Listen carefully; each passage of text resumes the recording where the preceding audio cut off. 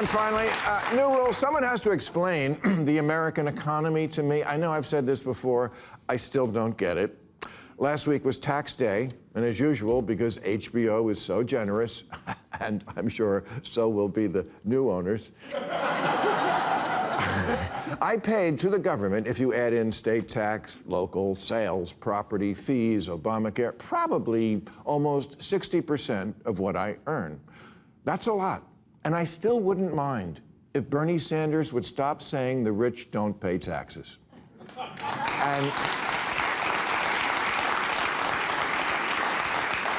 And while I'm sure the super rich with their army of accountants and corporate loopholes get away with murder, us regular rich people pay a shit ton of taxes. And who stands up and gives us a pat on the back? Nobody, that's who.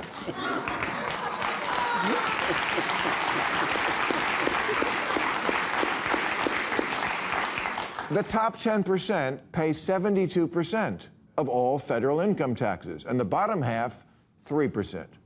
The Democratic Socialists talk about socialism like we don't already have a lot.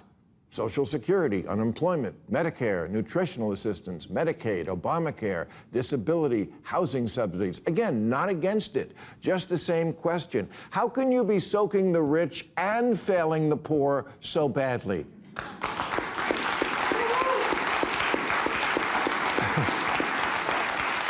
So badly that on 60 Minutes last week, they were redoing the story they did 18 years ago about remote area medical.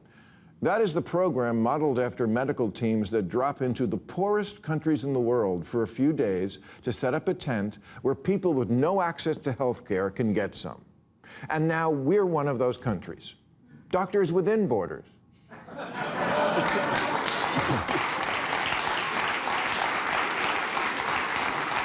How can it be that the federal government alone took in over $5 trillion in taxes last year, and we still need that? Are we really this incompetent and corrupt? Don't answer that. Whatever it is, somehow the ultra-rich keep getting ultra-richer, while a growing percentage is feeling truly desperate. You just wouldn't know it because everyone on TV is rich. Reality TV, rich women day drinking. Drama, rich women whose friend got murdered. Comedy, rich men shouting into cell phones. But these are the people with all the money. Get this, the richest 1/10 now does half of all the spending. Somehow we created an economy where the number of households worth $20 million or more is 644,000.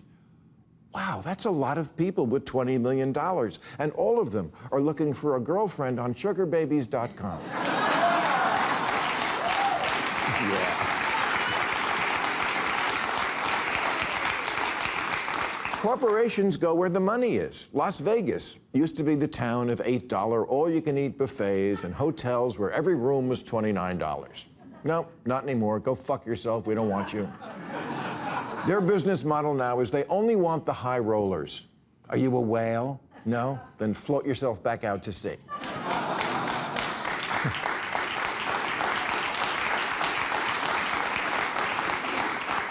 Who that is not rich could afford a concert now? Woodstock was free. Now if you want to see Morgan Wallen, you have to take out a second mortgage on your trailer. I kid the Hicks. I love the Hicks. Disneyland for a family of 4 to spend the weekend. Between the cost of the tickets, plus lodging, airfare, rental cars, souvenirs, food, we're talking 10 grand. To afford that, the average dad would have to be cooking meth on the side.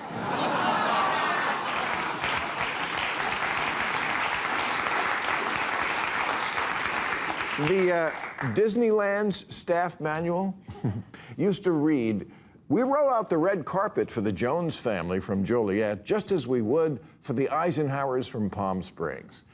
No, you don't. Because the Eisenhowers from Palm Springs can buy a Lightning Lane Premier Pass that lets you skip the lines. The Jones family can suck my dick.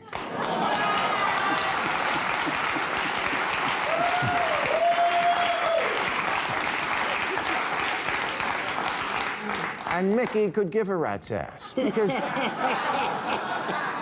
because that's what our economy has become. In 1992, a Lego speedboat toy set cost $299. Today, Lego sells Titanic for $680. It's an educational toy because you learn it sucks to be poor.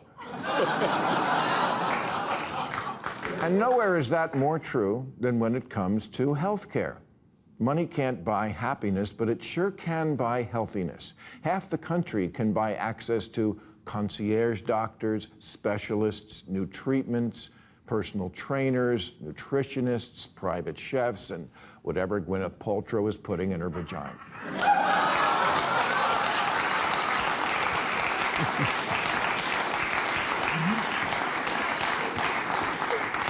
And the other half has the place I was just talking about, remote area medical, the pop-up healthcare clinic that rolls into town once a year like a county fair, except instead of riding the tilt-a-whirl, a volunteer doctor pulls your infected tooth. And the saddest thing in the 60 Minutes piece is that nothing has changed since they covered it in 2008. Same line of cars parked overnight so people make sure to get seen. Same people who work 2 jobs but still can't afford to see a doctor unless a touring nonprofit sets up shop in a parking lot. But here's the truth, you're not gonna get health care to these people by threatening to tax and eat the rich. You raise billionaires' taxes, they just leave the state. Or they leave the country. Or in some cases, the planet.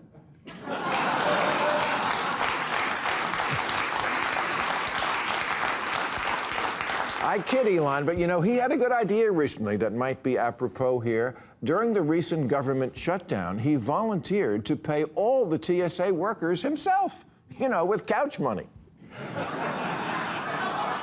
That's how super rich our super rich are. They can single-handedly fund entire government programs. Okay, so let's make that a thing. The Adopt a Cause Challenge for billionaires.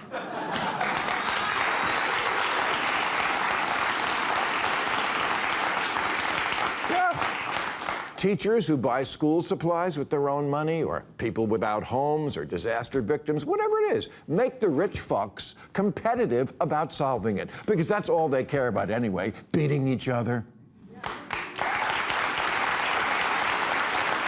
Yeah. Just skip the middleman, the government and the healthcare bureaucracies that, for whatever reason, no matter how much they take in, never seem to get enough to the people, and just shame the billionaires into doing it directly, because they have all the money, and noblesse oblige isn't just the name of a cologne.